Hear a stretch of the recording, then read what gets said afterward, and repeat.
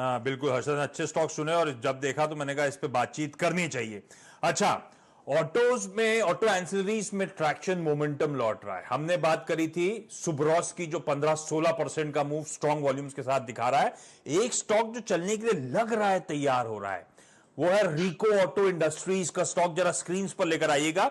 ये जब मूव करना शुरू करा था, जब सुब्रॉस के फंडामेंटल्स हाईलाइट करे थे, उसके बाद से कंसोलिडेट हो रहा है। इसकी चार्ट इंटरडे की उठाइएगा। और रिको ऑटो इंडस्ट्रीज भी एक और ऐसा स्टॉक है जो हाई से एक तिहाई वैल्यू रह गई है। इसके तो साल के हाई से एक तिहाई वैल्यू रह गई है। 75 रुपए का साल का हाईस था, ये स्टॉक 25-26 रुपए पे इस समय ट्रेड कर रहा है। इस तरह का वैल्यू इरोजन हुआ था और एक कम समय में, और आज भी बहुत तगड़ी पकड़ रखती है रिको ऑटो तमाम ऑटो स्पेस में। इस समय करेक्शन के बाद महज 350 करोड़ का मार्केट कैप है और ये कंपनी जितनी ऑटो एंसिलरी कंपनीज देश में सबके लिए तमाम प्रोडक्ट्स बनाती है और जानी जाती है ऑयल पंप असेंबली के लिए। जो फ्यूल सिस्टम्स आपकी गाड़ी में होते हैं, एग्जॉस्ट जो होते हैं आपकी गाड़ी में, सारे वो लेथ मशीन के आइटम्स जो होते हैं, उसके लिए तगड़ी पकड़ है। और सारी ऑटो कंपनीज, ओईएम्स को ये कंपनी सप्लाई करने का काम करती है। रिको ऑटो, ये सुब्रॉस के बाद दूसरा स्टॉक हाईलाइट कर रहा हूं जिसमें मुझे लगता है तगड़ा मोमेंटम, क्योंकि ये बहुत सॉलिड फंडामेंटल्स वाली कंपनीज है। रिको ऑटो के मैनेजमेंट से तो कई बार न्यूयॉर्क कंपनी में, आपको याद होगा, हम लोग रूबरू हो चुके हैं किस तरह का परफॉर्मेंस इस कंपनी का रहा है। सर एक बार रिको ऑटो इंडस्ट्रीज का कॉल दीजिएगा, क्योंकि ऑटो एंसिलरीज में मोमेंटम पिकअप हो रहा है और आई एम श्योर, क्योंकि जिस तरह की टेलविंड्स आ रही है, जिस तरह का सीरियस करेक्शन हुआ है, ये स्टॉक शायद आगे अच्छा मोमेंटम दिखाएंगे। पर ट्रेड सेटअप कैसा है रिको ऑटो इंडस्ट्रीज? 3-4 हफ्तों से कंसोलिडेशन कर रहा है। मुझे लगता है अपमूव मिलना चाहिए। यहाँ से 10% अपमूव मिलेगा। यहाँ पर 27 का ट्रेड कर रहा है, शायद 30 की तरफ चला जाएगा। मेरे ख्याल से यस ले लेना चाहिए। 30-31 का टारगेट भी मुझे नजर आता है। स्टॉप लगाइए 26 का और ले मेरे ख्याल लेना से चाहिए। मुनाफा। हाँ, देखिए किस तरह का वॉल्यूम्स पिकअप हो रहे हैं। ये पॉकेट बड़ी स्ट्रांग है। टू व्हीलर्स में लोग बुलिश हैं। हीरो लीजिए नाम, बजाज नाम लीजिए, होंडा नाम लीजिए, एचएमएसआई, सबको ये कंपनी सप्लाई करती है। पैसेंजर कार में कौन से कंपनियों का नाम मुझे पता नहीं, मुझे तो याद भी नहीं इतने नाम। Maruti, Ford, general Motors, land rover, BMW, caterpillar, Honda, Tatas, Tatas में वो जैगुआर लैंड रोवर जोड़ लीजिए, वॉल्वोज, इन सब कंपनियों को, मतलब आप इसकी कंपनी के उसमें जाइएगा, मेरे ख्याल से इन्वेस्टर प्रेजेंटेशन में या वेबसाइट पे शायद हो सकता है, सारे नाम आपको मिलेंगे। इस तरह की ये कंपनीज हैं और इस तरह के गजब का करेक्शन इन स्टॉक्स में हुआ है। ठीक है, अच्छा, तो ये वो स्टॉक्स हैं जो आप अपने रडार पर रखिएगा। प्रकाश सर धन्यवाद वक्त निकालने के लिए। और फ्राइडे का प्रॉमिस याद है मुझे, आप सुबह 7 बजे रेडी होने वाले हैं मेरे साथ कोरोना वायरस की जो अपन को मैपिंग करनी है। पर आज सर क्या है, दो मैनेजमेंट है, तो जरा बातचीत की शुरुआत कर ली जाए। डॉक्टर साहब, क्या परसिस्टेंट सिस्टम का मैनेजमेंट रेडी है? ओके, तो एग्जीक्यूटिव डायरेक्टर और chief financial officer Sunil Sapre साहब अब हमारे साथ जुड़ते हुए। और परसिस्टेंट का स्टॉक भी जरा स्क्रीन पर दिखाइएगा। मैं आज कह रहा था मिड कैप आईटी हरकत में पिछले कुछ दिनों से ये पॉकेट्स आउट परफॉर्म कर रही हैं, और परसिस्टेंट का स्टॉक जब मैंने लास्ट चेक करा था, और अभी भी 8 से 9% की मजबूती के साथ परसिस्टेंट अपने रिजल्ट्स पे शार्प रिएक्शन दे रहा है। बढ़िया रिएक्शन है। नंबर्स आप लोग की स्क्रीन पर आएंगे। Q4 का प्रदर्शन, एक्सपेक्टेशंस थी हमारी यूएस डॉलर रेवेन्यू 2.5% घटेगा, उम्मीद से कम घटा है, उम्मीद से कम 0.25% के आसपास की घटा दबाव देखने को मिला। मार्जिन जो हम एक्सपेक्ट कर रहे थे या स्ट्रीट एक्सपेक्ट कर रही थी 8.6 के होंगे, 9% के मार्जिन इस कंपनी ने क्लॉक करे, तो उम्मीद से बेहतर परफॉर्मेंस। इसीलिए आप देख रहे हैं स्टॉक में इस तरह का शार्प रिएक्शन देखने को मिल रहा है, अच्छा मोमेंटम पिकअप हो रहा है। अच्छा, इन नंबर्स पे बातचीत कर ली जाए सप्रे साहब से। सप्रे साहब स्वागत है और कंग्रेचुलेशन, अच्छे सेट ऑफ नंबर्स बाजार को पसंद आ रहे हैं। अच्छा, दो पार्ट में, एक तो आईबीएम के रेवेन्यूज पिछले 2 क्वार्टर्स, पिछले क्वार्टर से पहले 2 क्वार्टर्स मुझे याद है कि आईबीएम से रेवेन्यूज जो आ रहे थे, अच्छा ट्रैक्शन, अच्छा मोमेंटम दिखा रहे थे। उसके बाद Q3 में वो रेवेन्यूज कुछ सॉफ्टन हुए थे, सर्विस पोर्टफोलियो इंप्रूव हो रहा था। इस बार की तस्वीर कैसी है?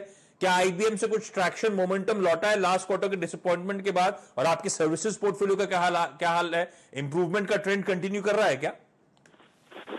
जी जी, thank you so much, good afternoon. और आप देखेंगे सर्विसेज रेवेन्यू जो है ये क्वार्टर में 4.2% से बढ़ा है, 102 मिलियन से 106.3 मिलियन हुआ है। और जो आईपी लेड रेवेन्यू है, जिसमें ज्यादातर आईबीएम और एक्सेलराइट हमारे जो यूनिट है उसका रेवेन्यू इसमें आता है। जो आईबीएम का रेवेन्यू है, जो Q3 हमारा रहता है अक्टूबर नवंबर दिसंबर, जो आईबीएम का लास्ट क्वार्टर रहता है सीजनली स्ट्रांग रहता है।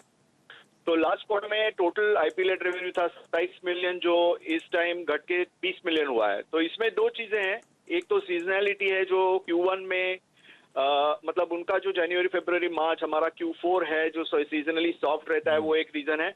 और दूसरा रीजन है कि जो रीसेलर पोर्टफोलियो है आईबीएम के यूनिट में, उसमें पर्टिकुलरली मार्च महीने में जो सेल्स हो पाने वाले थे बिकॉज ऑफ कोविड-19 इफेक्ट, हमारी थोड़ी एक्सपेक्टेशन से कम आए हैं, जो कि ओवरऑल आप देखेंगे तो परफॉर्मेंस हमारी सीजनैलिटी ट्रेंड के हिसाब से हमारे एक्सपेक्टेशन के लाइन में है, लेकिन कोविड-19 की वजह से रीसेलर पोर्टफोलियो में थोड़ा हिट रहा है।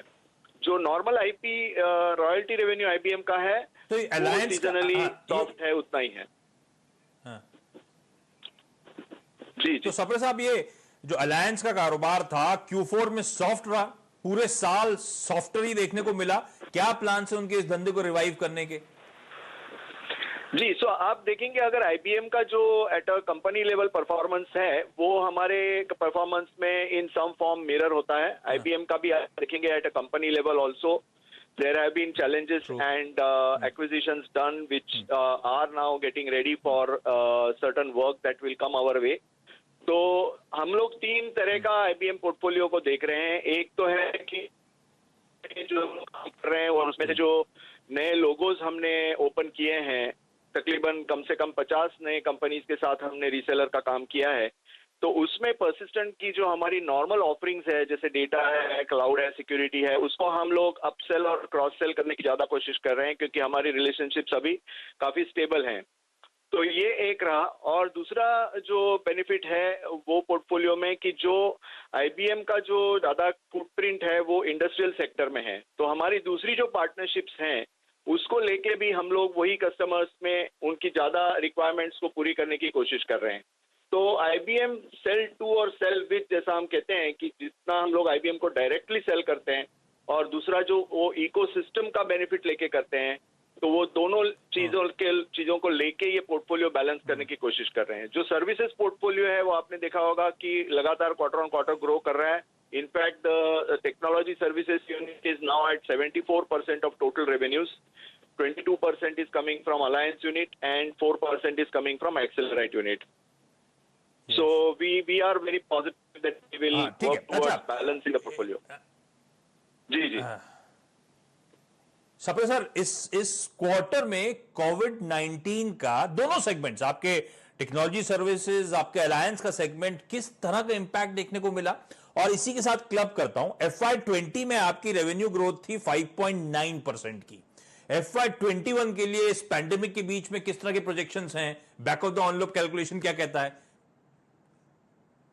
तो Q4 में आपने पूछा कि कोविड-19 का क्या इफेक्ट था, तो जो रीसेलर पोर्टफोलियो में मैंने बताया कि $2 million का इम्पैक्ट जरूर रहा है Q4 में। रीसेलर पोर्टफोलियो में जो लाइसेंस डील्स होती है मंथ ऑफ मार्च में, वो काफी इफेक्ट हो गई थी। और सर्विसेज पोर्टफोलियो में वैसे ज्यादा इफेक्ट नहीं हुआ है, क्योंकि हमारी काफी वर्कफोर्स वर्क फ्रॉम होम की रेडीनेस में थी और 95% हम लोग ने एक वीक में ही अचीव कर लिया था, और बाकी चलते क्लाइंट की अप्रूवल्स की बाद में अबाउट 10 डेज में 99% तक हम लोग पहुंच गए थे। FY21 का आउटलुक अभी तो कहना बहुत अर्ली होगा। 11 months are yet to go and we are yet to get a direction at which, because काफी लोग ट्रेजेक्टरी की बात करते हैं, रिकवरी कैसे होगी, क्या होगी। जो देखिए, पहले 2 क्वार्टर्स में तो सॉफ्टनेस बनने वाला है। जब तक ट्रैवल रिस्ट्रिक्शंस और people do not start thinking normal, there will be challenges. हम लोग की उम्मीद ये है कि जो हमारी टेक्नोलॉजी फुटप्रिंट है उसको लेके जो क्लाइंट्स एक्चुअली रिपर्पस कर रहे हैं स्पेंड, क्लाउड, डेटा, सिक्योरिटी और different remote working kind of initiatives में हम लोग उसको कंसंट्रेट करके जितना ये सॉफ्टनेस कम रह सके उतनी कोशिश करेंगे। और जैसे ही 1-2 क्वार्टर्स जाते हैं, we will get a better trajectory for the whole year, how it will pan out. तो क्लैरिटी तभी मिलेगी, ठीक बात है। और खैर, आपकी स्ट्रीट को तो आपके रिजल्ट सर पसंद आए, 7-8% की मजबूती के साथ स्टॉक कामकाज करता हूं। सप्रे साहब, धन्यवाद वक्त निकालने के लिए, नंबर्स पे बातचीत करने के लिए। क्विकली यहाँ पे एक छोटा सा ब्रेक ले रहा हूं। ब्रेक के उस पार हिटाची के चेयरमैन और मैनेजिंग डायरेक्टर गुरमीत सिंह साहब से बातचीत की शुरुआत करेंगे। उनसे समझेंगे किस तरह की प्रोडक्शन पिकअप हुआ है, किस तरह का डिमांड अब वो देख रहे हैं इस एनवायरमेंट में।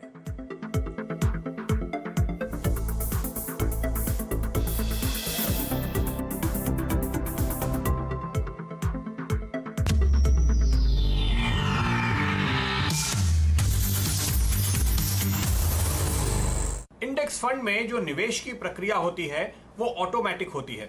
ऑटोमेटिक क्यों? क्योंकि ये एक इंडेक्स को कॉपी करते हैं। मिसाल के तौर पे अगर इंडेक्स में 50 शेयर हैं, जैसे निफ्टी में 50 शेयर हैं, तो आपके इंडेक्स फंड में भी 50 शेयर होंगे। अगर निफ्टी में किसी कंपनी का वेटेज 10% है तो आपके इंडेक्स फंड में भी उसका वेटेज इतना ही होगा। इंडेक्स फंड कब यह फैसला करेगा कि उसको कोई शेयर खरीदना है या कोई शेयर बेचना है? जब एनएसई, अगर आप निफ्टी को देख रहे हैं, अगर आप निफ्टी के साथ अपना इंडेक्स फंड चला रहे हैं, तो जब एनएसई ये फैसला करता है कि उनको निफ्टी में एक नया शेयर शामिल करना है, तभी इंडेक्स फंड के मैनेजर उसी वेटेज के हिसाब से नया शेयर शामिल करते हैं या पुराने शेयर को निकालते हैं।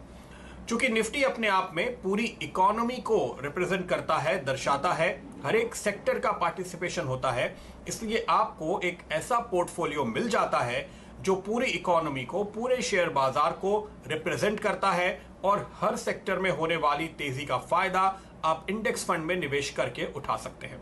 3 साल, 4 साल, 5 साल में इस तरह के मौके आपको कभी कभार मिलते हैं जब पूरे बाजार में निवेश का इतना शानदार मौका होता है। तो ETF और इंडेक्स फंड में निवेश का यह मौका चूकिएगा नहीं।